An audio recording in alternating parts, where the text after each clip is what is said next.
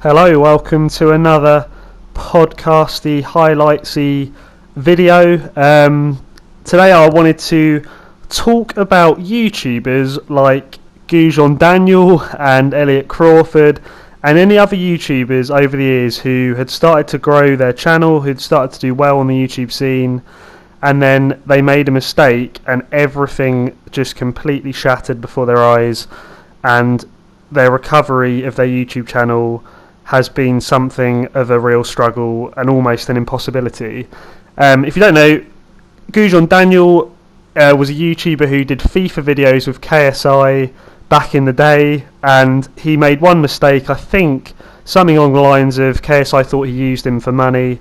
He later came out and apologised and everything, but because of KSI's massive following, the KSI army, so to speak, have forever just constantly disliked his videos. Every time he's tried to come back on the scene, it's been like dislike, negative comment, you suck, no one likes you.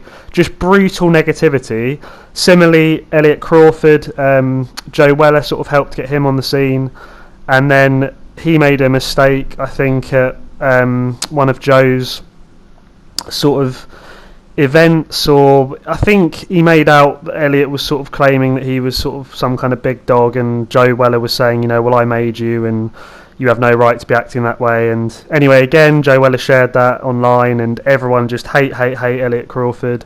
Elliot Crawford's tried to do videos since, music videos, etc.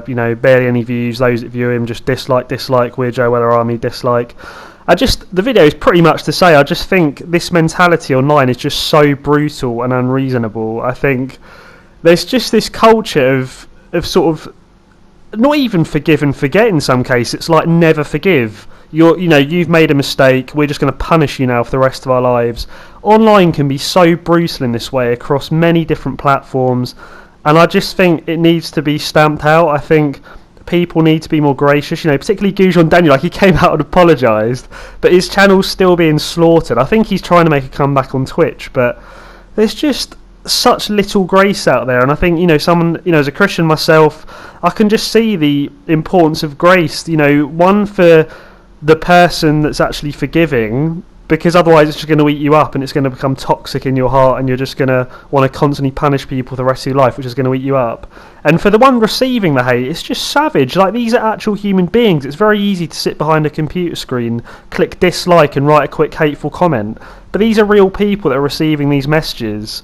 That we've all made mistakes, and I think we need to be more gracious online for those who make mistakes. They hold their hands up, they say they're sorry. Let's forgive them and move on and not completely ruin their careers. So that's my thoughts on it, and I hope more people stand up and speak out in the same sort of way.